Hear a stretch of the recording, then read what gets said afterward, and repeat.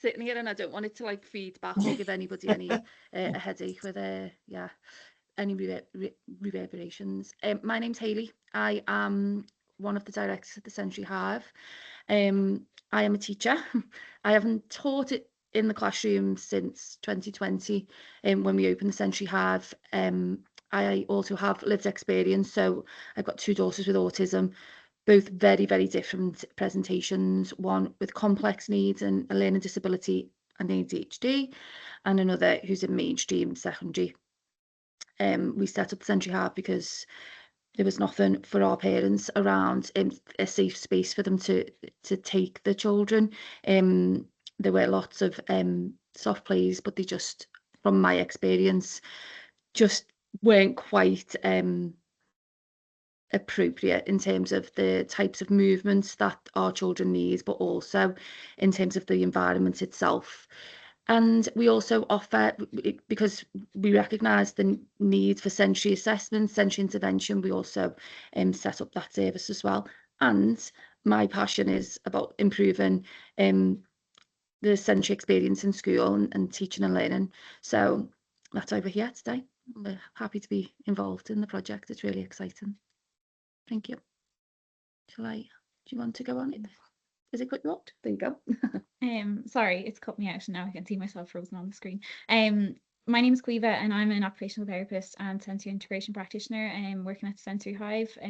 So today we're going to talk about, as much as we can in an hour, about the overview of our sensory systems and how we can support children and young people in school to support, I suppose, their nervous system and their sensory systems. Bob, you ready to do your sharing, or is it not going to share you? All right, frozen. Right, okay. I will do it instead. You managed to? No, it's just, is it frozen? Okay. Give me 2 ticks. Great art. Share. Oh. Here we go. Can we see that? Yes. Yes. I see that. Very much. Yeah. It's just on Google Docs because it's we use Google, but hopefully everyone can still access it. Okay, so our aims then, we've been asked to come on for the hour to discuss sensory needs, how they may affect behaviour, how you might recognise sensory differences in everyday situations, and some practical strategies to take away. We will be going over these in a lot more detail when we do the work with yourselves. So this is literally a bit of a whistle stop tour. It's very strange because I can't see myself on the screen. Okay, so what are the 5 core needs then? We felt it important to just, before we moved on to talk about sensory, all the different senses and sensory strategies, to understand that some of the behaviours you may see in the classroom are not always driven by a sensory need, and that there may be other needs that are not being met at that moment. So it is important when you do see any of these behaviours to consider that in the first instance, and then by all means you can use lots of sensory strategies to regulate what your pupils, but it mightn't always be a sensory need that is driving that behaviour. So if the 5 core needs are safety, comfort, autonomy, belonging and competency, and they are the foundation for everything that happens in the classroom, really, regulation, relationships and learning and life in general. Safety is paramount. It's feeling secure in your body and mind, free from judgment or overwhelming environments, and we have been doing some work coming in and looking at the environments in schools. The second one is comfort, and that kind of links in with the sensory element there. Sensory and physical needs are met, so the body can be at ease, it can settle and it can focus. The third one is autonomy, having agency and choice over your actions, communication and environment. So you may see that when a child feels that they have no choice over the things that are happening, and you may see an explosive behaviour because of that. The fourth one's belonging, feeling like you belong to a community, being accepted as your authentic self, you being allowed to be yourself without masking or hiding behind that mask. accepting people's stims and whatever, they may do to help regulate. And then the last one is competency. So feeling like you are being capable and feeling capable to achieve success, with your strengths recognised and valued. So we're focusing mostly on the second one, but the sensory kinds of strategies we look at can span across all of these areas, but we're focusing mostly on the sensory and physical needs being met, and number 4 as well, being your authentic self. So before we move on to understand the senses, you need to understand kind of the nervous system and the brain, and it is quite complex neuroscience. This particular idea, while it's not neuro and it's not exact neuroanatomy, and I've put it in because I imagine many of you, when you've done your trauma training, you will have talked a little bit about the kind of different brain states and how behaviour can link, how behaviour and regulation links to brain function. So triune just means 3, and it's that 3 in 1. It's the 3 parts of the brain, starting with the very, very primitive oldest part of the brain, which is number 1 here. And that's your reptilian brain. It's your brain stem and your cerebellum. And that is your survival brain. Some people call it the reptilian or your lizard brain. I'd normally have like my little kind of soft plushies here to show you. And it's basically where your instincts sit, your reflexes, your primitive reflexes that you can't control, and your fight, flight, freeze, fawn happens in this part of the brain. It's where you process all your bodily functions, your feeding and reproduction. Basically, that part of the brain is needed to keep you alive. Then the second part of the brain, which so working its way out, is the limbic system, and we refer to this as the mammalian brain. It's the emotional brain. It's the part of the brain that governs all of your feelings, your memories, anger, attachment patterns, relationships and social bonds. And there's a nice quote there that this is the emotional brain and it roars when it's threatened. And our nervous system uses that part of the brain to scan the environment, to check safety. You will have a lot of our neurodivergent children and children who've experienced trauma are in this kind of brain state a lot, and they will, behave. Their kind of emotions do kind of drive those behaviours.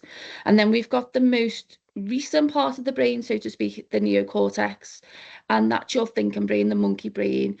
And it helps you to think, to reason, it gives the kind of logical problem solving and planning. That is only available when the lizard and lion feel safe.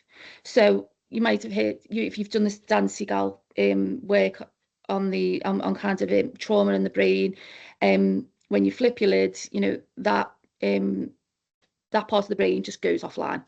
So you cannot, you're not able to fully engage in any sort of learning if that part of the brain is offline. So why behaviour is biology then? So the behaviour that you see in front of you, people will say it's a choice, but we argue, no, it's a form of communication, but it's also a biology. It's a biological function that's happening in the body. Do you want to have a little think about what the term arousal means? We can maybe put it in the chat. What does arousal mean to you? Some people raise eyebrows now and they're like, ooh.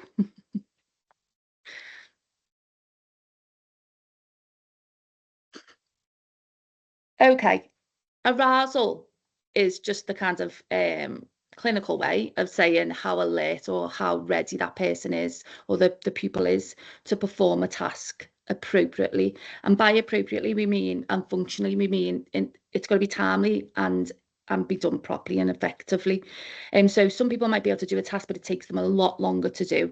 And we would say that, that's perhaps not an appropriate length of time. Our arousal state is impacted by what our levels of stress and vigilance. So the more stress we are, the more vigilant we are, sorry, the more distracted we are. We also are unable to maybe direct our attention appropriately if our arousal state is, if we're in over alert. in the same way that if we're under alert or not feeling a bit kind of lethargic. When we talk about regulation, it's basically the ability to move up and down this arousal ladder, moving from one state of arousal to another. So when we say they're dysregulated, that could be over alert, fight or flight. It can even be like kind of under regulation, like kind of under alert as well. And we'll talk a little bit more about that in a moment. So this is kind of our arousal state, our arousal ladder. We kind of want to aim to be in that calm, alert, just right state. You may use the zones of regulation, which kind of link in with this as well, to try and get the pupils into the right state, arousal state to learn. But yeah, we kind of want to be in that green, calm, alert. We won't always be in that though. Throughout the day, we will move up and down the arousal ladder. However, we don't really want to get into fight or flight or freeze, and we probably won't get into that a great deal ourselves. That fight or flight is there to keep you safe. You shouldn't be in there a lot because it causes a lot of problems with the body. Stress hormones will flood the body when you are in fight or flight, and that over time can impact health and well-being. Okay, so why behavior is biology. So basically what happens is that limbic system, that lion brain, checks the environment, is this safe or not? And that's going to drive the behavior.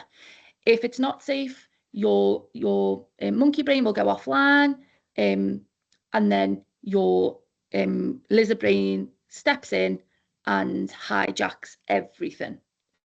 Pumps your body full of cortisol and adrenaline, ready to run, flee or fight or freeze. We will go over this in a lot more detail when we do the training with you, but this is just for you to have to hand so you can see the different states. Fawning states, we talked about this, we did some interesting trauma training over in Ireland in October, and we looked at fawn in terms of like Kim Bothell, the OT who ran the training, she talked about it, didn't she, Caoimhe, in terms of you might see that state when someone's over alert as well, that fawning state, because they're constantly checking the environment, needing to basically manage and appease whoever is in that environment to keep themselves safe. And then we've got neuroception. So if you've done any trauma training around neuroception, basically what it's Stephen Porges' training, basically what he argues is that, like the perception where you perceive something, neuroception is similar, but it's not a conscious thing that happens. So our nervous systems are constantly talking to each other and they're picking up signals, and that's kind of why when you walk into a room and you might sense an atmosphere, that's neuroception at work. Children and pupils in your class, their nervous systems will be talking to each other's and to yours too. So one of the things I always say to all of the teachers is that if you don't take much away from the training, at least take away the fact that like how you present in that classroom is ultimately going to determine what the kind of mood and the behaviour of the children in that classroom. If the teacher is over alert, the rest of the class, or dysregulated, the rest of the class will be too. Do you want to do this, Caoimhe? Because you're the expert in OT, so I will swap you over to Caoimhe. There you go. Keep an eye on the chat. So our nervous system is very heavily driven by our sensory systems. Our sensory systems inform the senses. To take information from our impulses, take to the brain, tell something's happening with our body. So the brain receives the information, processes that has happened. It checks for our memories that have we processed this before? Do we know what to do? And then it sends a signal back to our muscles, and that's when everything's working effectively. So in the morning, if you burn your toast, you smell it. You smell what burnt toast look like, and you don't, or smells like. You don't have to think, about the next steps, you'll automatically take it out of the toaster and put it where it needs to go, because your brain that's happened before and your brain has remembered what you need to do. For a lot of children and young people that we're working with, they're still developing these systems, and these processes might not be happening as naturally for them. So they need a little bit more support and that's where sensory integration comes in, where we work on, I suppose, supporting all of our sensory systems to work together and to generate those memories for our brain. So for example, like when we type, we put the input in, it processes and there's an output. So similar with our input from our environment, we process something in our touch, it's processed in our brain, and then we perform a response. For when our sensory systems aren't working effectively, and I'll use touch for an example, if for example we have someone who's very oversensitive to touch, and they might process that as a really extreme touch. They've been touched in school and the reaction might not be a typical response because their sensory system isn't working effectively. So sensory integration is the brain's response to a sensation, and it's synthesis of all the sensory information it receives at one time. So basically our arousal and our regulation comes from how we feel. So what's happening with our internal sensory systems, and also what's happening in our environment and how we're processing all of the sensory systems in our environment, and that's how we get to arousal. So when we're talking about sensory processing and sensory integration, we have to look at the child, how they're processing their sensory systems, but also what's happening in the environment, and all of those things have to be, I suppose, working effectively for that child to keep themselves safe and then be able to learn. Children have an internal drive in the brain to interact with the environment. So if that's not happening, if we have children who are avoidant of certain things, we need to look at why that's happening, why they're avoiding certain environments. When our senses are integrated, we can respond appropriately to a sensation, and this gives us an understanding of, I suppose, who we are, where we are, and what's happening around us. So sensory processing is how the information is detected, filtered, and understand it. So modulation is whether we're responding to it, over-responding, under-responding, or just right. And then sensory integration is how all of that information is processed together. Yeah, I'm in. Sorry, to give everyone. response. So if the integration is off, the world feels unpredictable, unsafe and overwhelming, and behavioural is a survival response and not a choice. So we're going to go through the sensory systems and what they look like. This is our pyramid of learning. So our sensory systems and our foundation senses we have at the bottom, and we will always kind of go back to our touch system, our vestibular system, and our proprioceptive system, because they're the foundation senses and they have to be working together. So they have to be integrated in order for us to be able to develop any of the other skills here. So motor planning, using two sides of the body, I suppose developing hand dominance, postural adjustment, so being able to sit upright and maintain that position. Our vestibular and proprioceptive systems need to be working together.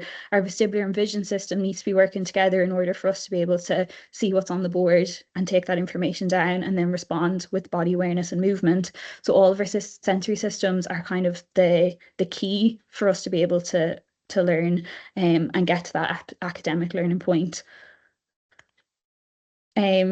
We'll go through this information in more detail when it comes to I suppose more detailed training that we'll be offering, but I guess what I suppose we need to think about is that all of our sensory systems can be over responsive, under responsive, or have difficulty discriminating the information. And this can fluctuate depending on our arousal, our sense of safety, and that's why we see a lot maybe children who struggle more in school than they do at home, because obviously the environment is a lot different. Obviously that can be reversed as well, where children, we don't see any difficulties in school and then maybe more difficulties at home for different reasons. But each of us are processing all of our sensory systems at all times, and all of them have to be working together in order for us to be able to respond appropriately. So these are our 8 sensory systems. So the main ones that I mentioned that we're going to talk about are touch, proprioception, vestibular, and interoception. But we're also going to touch on auditory, visual, smell, and taste. So our touch system, that's the information we get from our skin and our body, and it detects texture, pressure, vibration. As I mentioned, we can be over or under responsive to touch. We see a lot where children are over responsive to touch, especially in schools, how frightening that can be, because schools are very unpredictable, and no matter how much space you have, children are still unpredictable in environments. So there's always, I suppose, that potential fear of being touched. Our touch travels to our brain on a very similar pathway to pain. So if we're not processing that effectively, what we can see is children who, I suppose, perceive a touch as being hurt or being painful, or we might see that a child has hit back because they've perceived that they've been hit when actually they've just been brushed against. So it's very important that, I suppose, we recognize that touch can have such a trigger for a fight flight response, because you're constantly scanning a room to see, who's moving, what's happening around you. Proprioception is the information we get from our muscles and joints, and that's all about our body awareness and body position.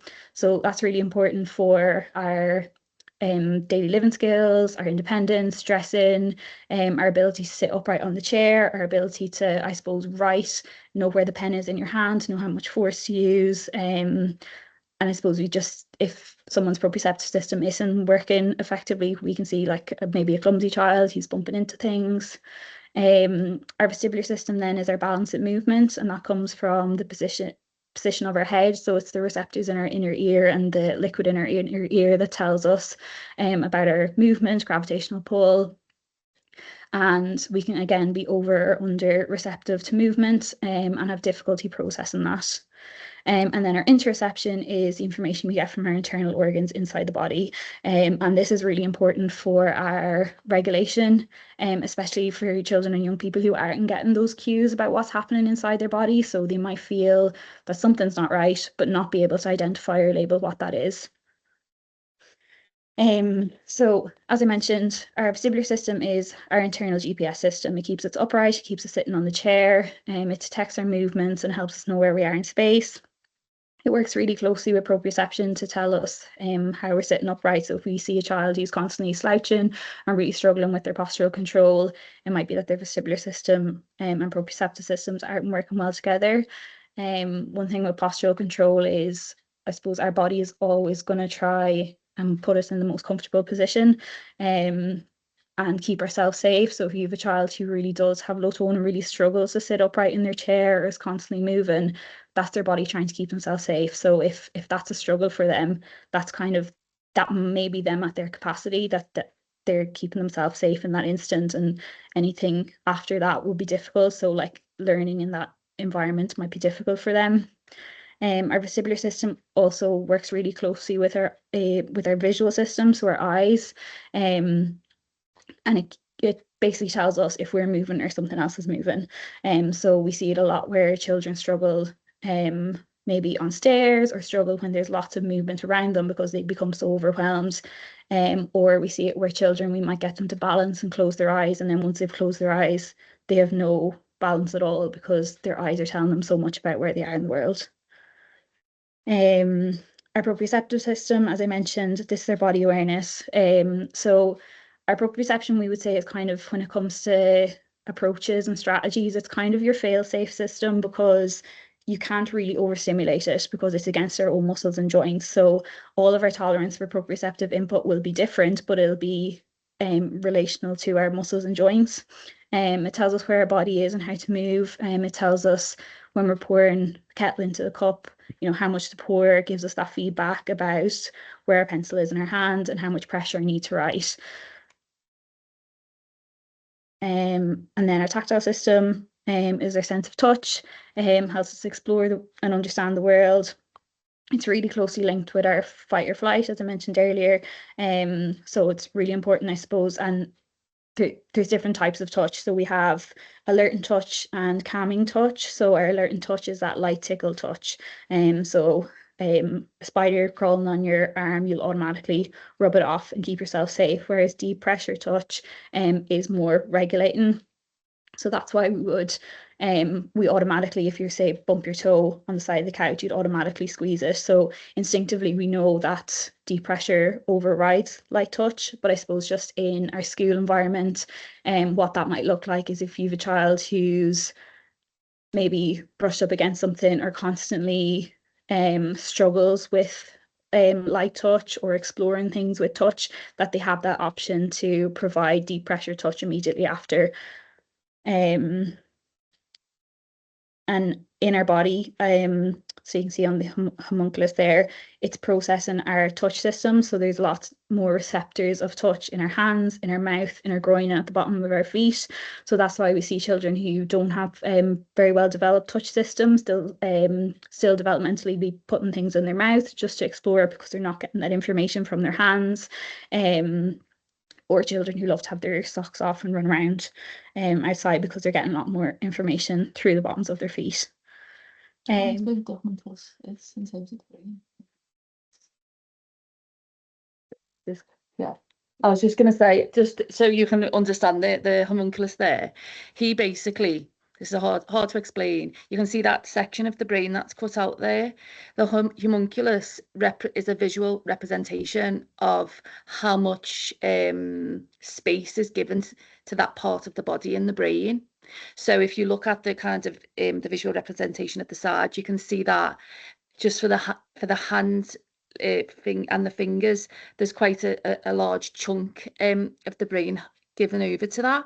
Whereas if you look at, like, say, the hip or the leg, only a small part of the brain is given over to that. So obviously the hands, the lips, the mouth, the genitals, they are more of the brain is given over to those parts of the body, because the hands are our tools, they help us to work, and obviously our mouth, because we need it to survive. So we need those things to survive.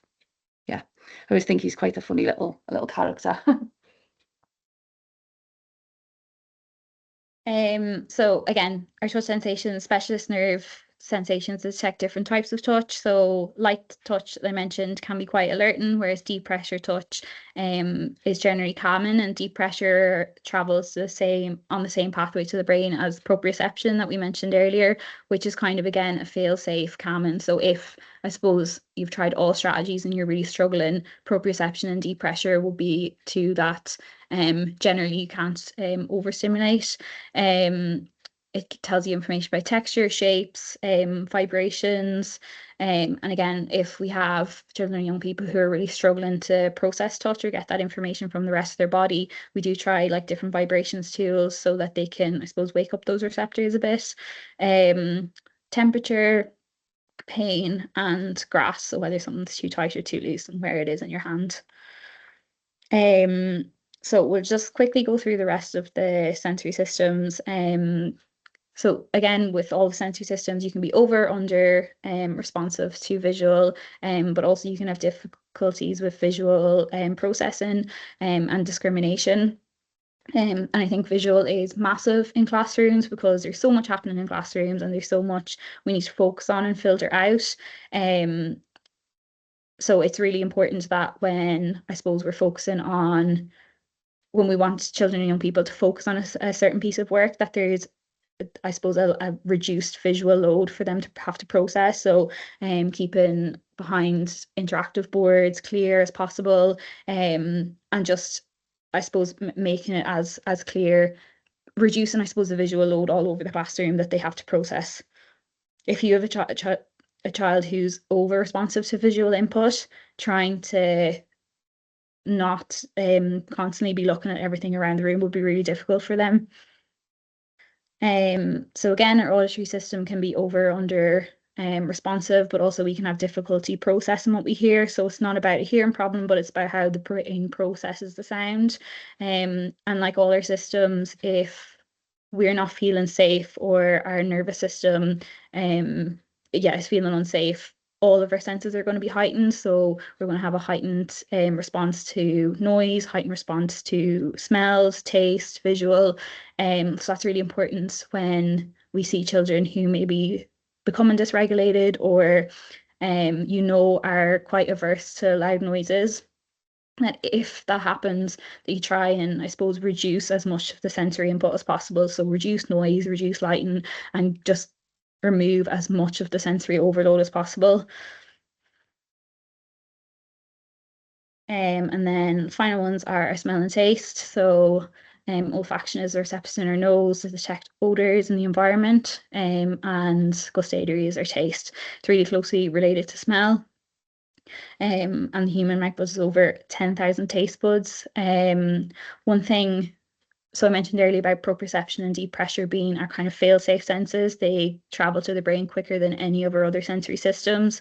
So that's why they're so regulating. So even if, not that they'll cancel out a noise sensitivity, but they do help the body to regulate. But because of where smell is located in our brain, that obviously travels quickest to the brain. So it's really hard to, I suppose, regulate a smell disruption. So if someone is really over responsive to smell, our options are either to remove the smell or get something to override the smell. So some children who really struggle with smells or struggle with maybe certain classrooms, canteens, because of the smell, they might bring a preferred smell that they can use in those environments. And then interoception, I mentioned earlier, is our sense of the internal state of the body. It's helping us notice if we're hungry, thirsty, our heartbeat, our breathing, or need to use the toilet. And it's really important that if we have children who, again, so if our nervous system is dysregulated, our interoception is not going to be working as effectively. But also if we have interoception difficulties, it's really important that we address those first and support children as much as possible. So it's really hard to work on interoception directly, but we need to use co-regulation strategies as much as possible to support our children to start, I suppose, preempt and identify what may be happening for a child or young person. So just thinking about what you might see if a child is over or under alert in your classroom. And these pictures, I suppose, tell a child who's very obviously heightened and alert and a child who's kind of slouched and sleeping across the chair. But thinking about cues maybe for children in your classroom and trying to, I suppose, preempt when we can use sensory strategies, when we can use sensory breaks proactively rather than reactively. So trying to preempt what's happening for them. This working on. So sensory breaks are a designated amount of time that provides movement sensory input in order to achieve a calm focus state and improve learning and attention. So they're beneficial, short, sharp breaks to help, I suppose, to help us in that, to help us get to that just right zone.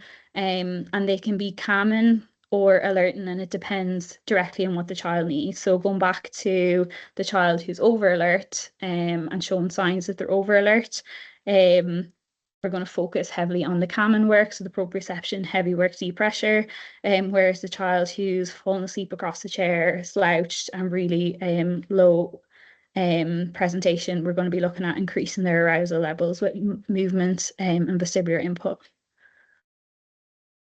So some things that we might use to identify if a student needs a sensory break. So if there's excessive fidgeting, so they're already identifying that their body needs lots of movement in order to concentrate. They're getting up during a focused classroom task. They might start to make noise, present with anxiety during transitions.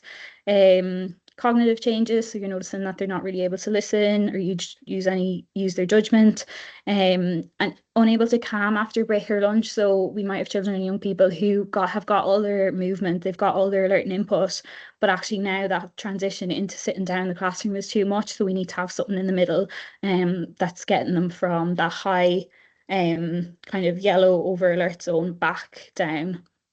You might notice a child who's slouching, tired, and then physiological changes and struggling to get going on a task. So when to use sensory breaks. So before and after a sit-down task that requires focused attention. So I know some of the schools that we've been out to are using sensory breaks really well, kind of every kind of half hour, 45 minutes, having some sort of movement within the class. And I know that's not always possible to, I suppose, have movement outside the classroom. So just thinking about how we can use it within the classroom as much as possible. So before and or after transition. So coming into class in the morning, I suppose we need to think about the stressful morning that some of our children will have had before they've even got to class, and just having some sort of a short sensory transition coming back after break and lunch. So I know we talked about how much movement our children, young people can get when they're outside, but just thinking about how to get them from that really high alert, over alert, back to that just right. It's really important that we support children and young people who might need maybe the lights dimmed down and just more of a calm transition back into class. And before challenging tasks, so this will be going to be very, very bespoke to each student. But if you have children and young people who are really struggling with certain tasks, just thinking about offering sensory breaks before that. The more regulated we are and the more our sensory needs are met, the more challenges that we'll be able to take on. So what works best?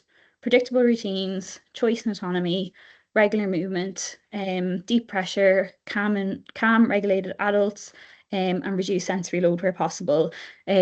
So obviously you're going to have your own, I suppose, ways to manage this, and choice and autonomy is going to be relevant to the resources you have and the space that you have. But I suppose trying to support children and young people to identify what makes them feel good as well is going to be helpful when identifying sensory breaks. Yes. Okay, so the classroom environment then, and how it matters. If when we look at our children and we see that their learning is not, is blocked in some way, a lot of the time it's not just by motivation, it can be by sensory overload. As I said earlier on, the brain is constantly scanning for safety. Busy or unpredictable spaces will send them into the nervous system into that over alert state, perhaps even into a fight or flight state where they will abscond from the classroom. If the sensory load is high, then the thinking and the learning will reduce. So as Caoimhe was saying just a moment ago, we really do need to think about the visual field. And as a teacher myself, obviously when I was teaching, we weren't taught this. I mean, I think I had one lecture maybe on SEND in university, and I don't think there was anything on differentiation or adaptive teaching. But if I'd have known this information before I started teaching, I think it would have made me a much better teacher, especially understanding the classroom environment. I understand a lot of the newer builds, the classrooms perhaps that are smaller, and you're trying to work within the kind of the parameters that are set by the four walls. But just being a bit mindful of how you can consider the layout in your classroom is important. Ensuring that those pupils perhaps who struggle with visual information in terms of they are over responsive to visual information, you may put them close to the board so they don't have as much in their visual field to take in. You would move them up perhaps away from a window. Think about some of your workspaces that you've created, the workstations. When we've been into schools, we've looked, sometimes they're fine and they're against a wall and there's not much in front of the wall for them to process. You might think about some blockers as well, shields for either side. You can even use folders. But we've been into some where they're facing the window outside, so it's kind of not really doing what it's supposed to do in terms of blocking that visual field, or there's too much information in front of them or on that wall to take in. In terms of the kind of north wall or the teaching wall, really try to keep any clutter away from those the boards and the interactive board or just your general whiteboards. I know that you might have your visual timetable on there and that's fine. And the children do need that, but sometimes when I've gone into some of the classrooms, I found it hard to even see the visual timetable because there's a lot of clutter around the boards, and that really does distract from the things that you need them to focus on. Again, try to avoid placing pieces of furniture underneath the boards as well. Just as much as you can, keep that north wall as plain as possible, and put some of your kind of hanging decorations. I mean, I've got ADHD. I love a busy environment or a bright environment. Obviously, children with autism may struggle with that. So you do need to strike a balance, and we're not saying at all it should be completely clinical, but just consider zones within your classroom. So if you want something where there's something dangling, maybe keep it away towards the back of the classroom or in one area, where the children can go in and kind of sit, or be underneath the kind of the vines or whatever, or the I've seen a few classrooms who've got a lovely tent, royal tents and things like that. But just keep those out of the visual field from the north wall, but maybe towards the back part of the classroom. I'm trying to think of other things really. And work desks, even the teachers' desks, wires underneath the interactive board. Just be mindful. I found it really interesting to take a step back, even taking a picture of it and looking at your photograph of that wall can help, because you look at it and just stop and think, where are my eyes being drawn? And you'll notice when you're just staring at it which part of the wall is you're being drawn to. It's a really interesting task to do. So yeah, we've talked a bit about common classroom overloads, visual clutter, bright flickering lights. Lights can be used in different ways to alert or to calm. So obviously, if your class is particularly alert and you're trying to calm them, the lights are just the easiest thing to do straight away. Just turn them off. To try and reduce that visual load. Background noise and movement, strong smells. These are all obviously common classroom overloads.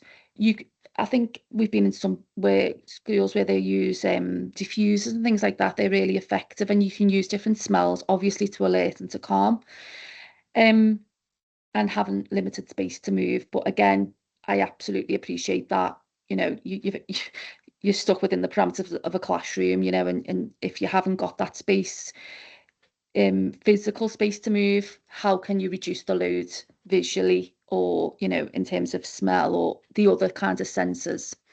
Pair it back so children feel safer in their bodies. That helps them to focus, and they can access learning without the constant effort of the brain and nervous system trying to manage that extra sensory information.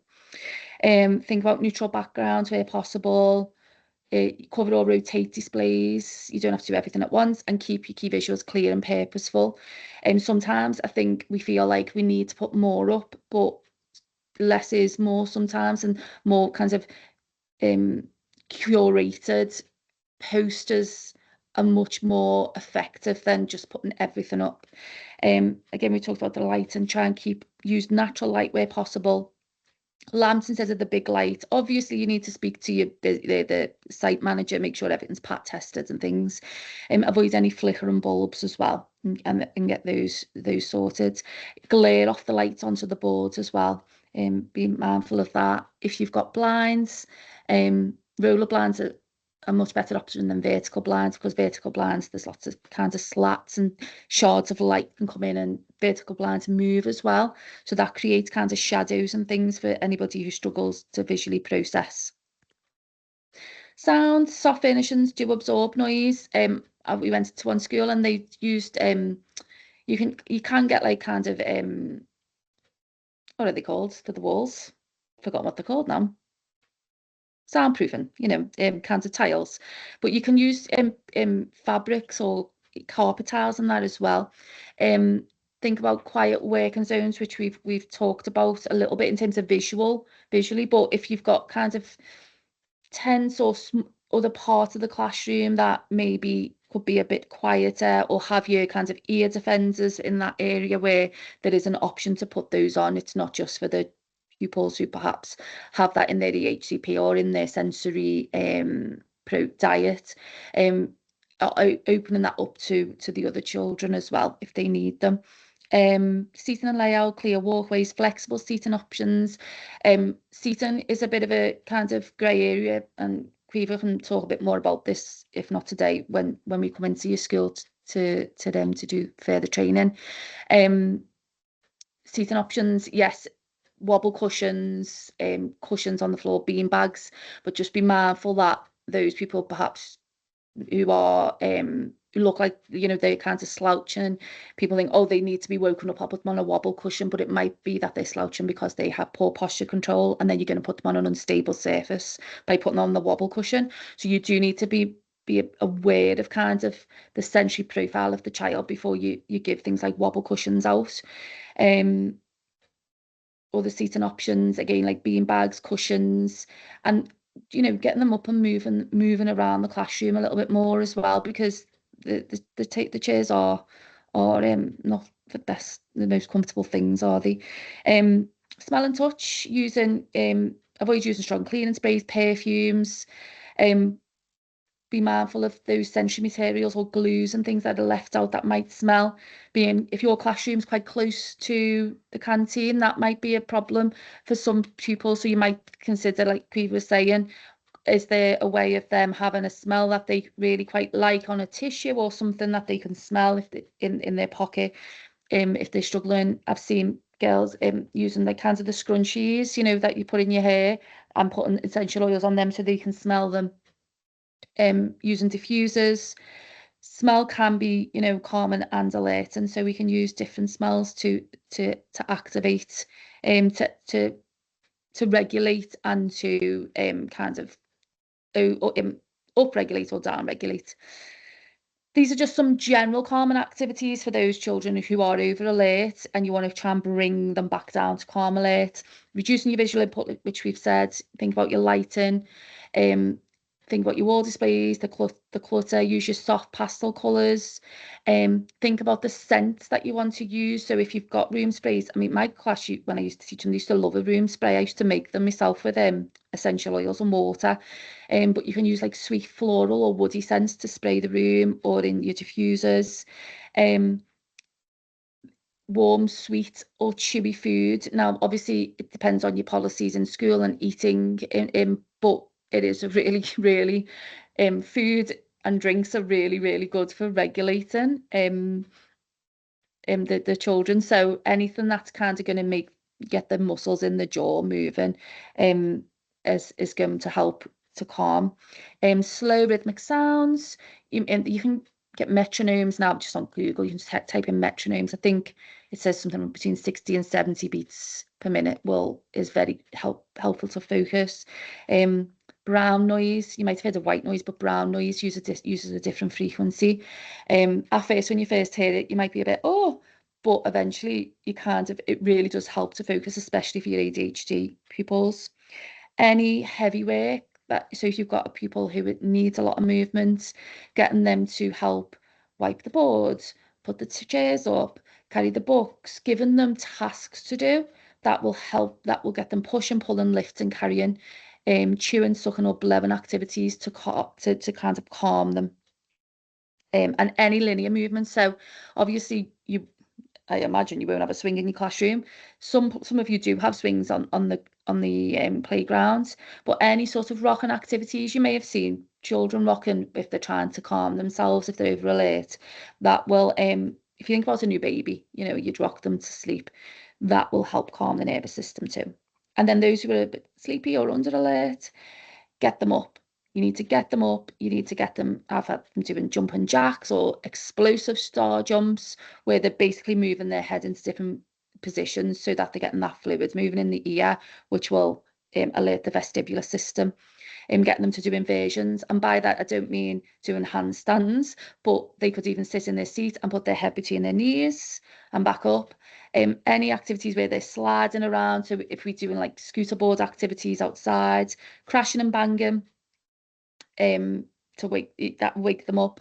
Light or cold or rough touch. So you could have them kind of doing, you know, tickling their hand to wake themselves up. Turning the lights on, waking them up. Citrus acrid scents, so your lemons and your kind of lemongrass smells.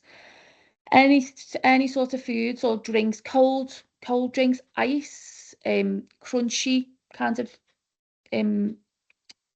foods or ice will help alert. It can also kind of help to calm as well, ice. So kind of it can have two functions. We've got these teeny tiny they look almost like honeycomb trays, you know, ice trays. And you can fill it with juice. You need to make the cordial fairly strong, freeze them and put them in little cups, and they really do help to regulate the children. They love them. And then obviously any quick, loud sounds or music will help wake them up. Offering sensory motor movement in the classroom, so chair push-ups or wall push-ups, lots of lovely things on Twinkle. Activities around movement breaks. Movement is not a break from learning, by the way. It helps you to access the learning, so you have to, you know, I know sometimes people look at it and they're not, you know, every moment in the classroom has to be a moment of learning. I understand that, but if they don't move and their brain starts to go offline, then even if they're sitting there quietly looking at you, they're not learning. So it's important to give them that movement break to get them back on task. And you will know if they need it. You will know from looking at them that they need that break. Either they will start to become lethargic or they'll start moving and fidgeting, or they'll start walking around. Standing desks are a brilliant option if, you know, if they are if that's something that the school can support in purchasing. Wobble cushions we've talked a little bit about, carrying books and chairs, stretch breaks every 20-30 minutes if they're younger, 15 every 10 to 15 minutes. Sitting on the floor, being able to not just having to sit on your seat. So what does learning look like in your classroom? Is it something that, do we expect the children to be sitting a certain way at the desk, or are we open and flexible about the fact that some people need learn you know, in different ways, and give them the opportunity. If they want to sit on the floor to write, they can.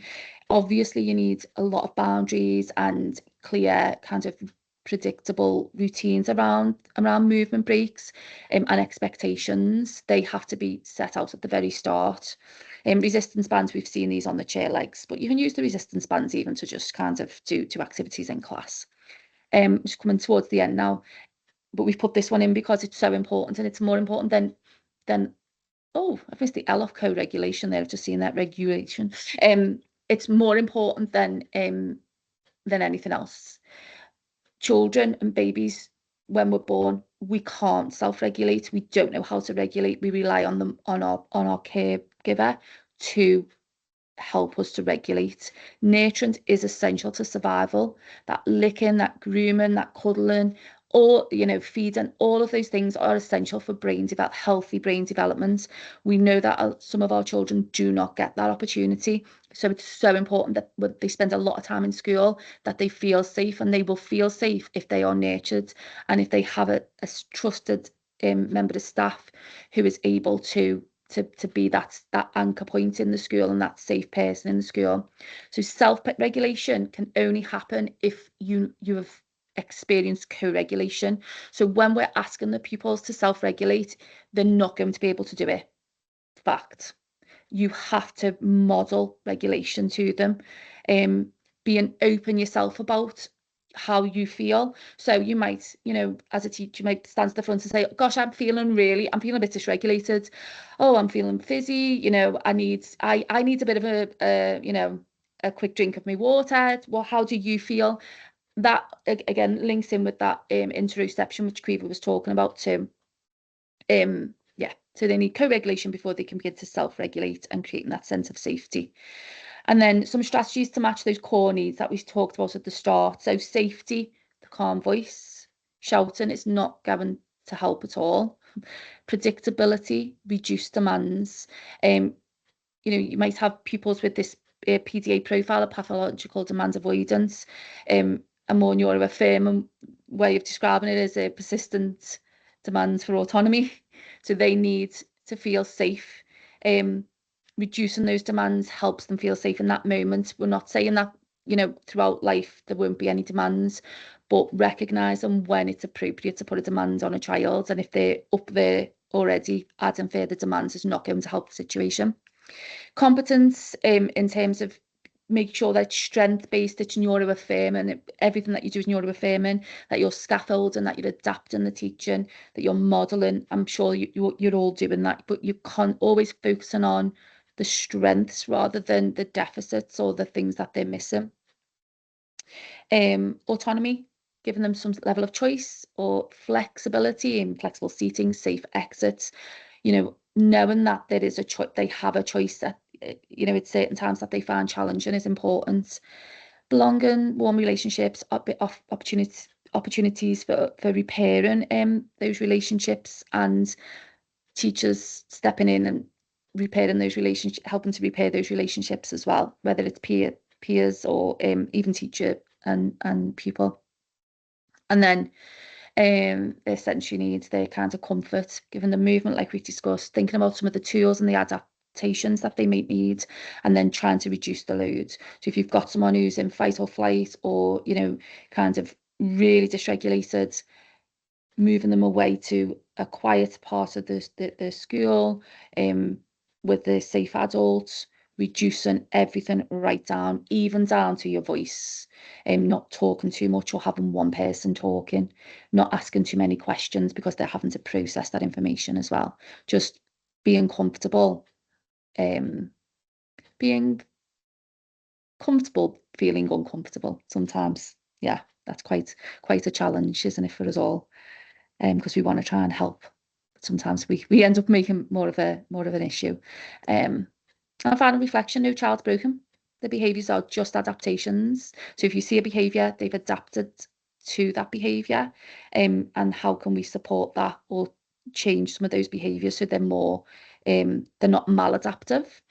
And then when we meet their needs, the nervous systems feel safe enough to learn, and that is it's just such a basic thing really, but it's so important. Yeah, but I do appreciate that we have Ofsted and a curriculum to get through, which is challenging when you've got children with a lot of different needs.